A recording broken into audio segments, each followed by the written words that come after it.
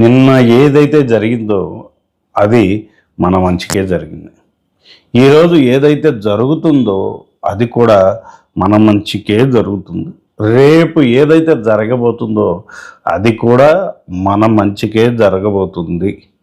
ఏమి జరిగినా మన మంచికే అనుకుంటూ ముందుకెళ్తే ఖచ్చితంగా అభివృద్ధి వైపుకే వెళ్తాం. అలా కాకుండా నాకే ఎందుకు ఇలా జరుగుతుంది అని బాధపడతా కూర్చుంటే అక్కడే ఉంటాం.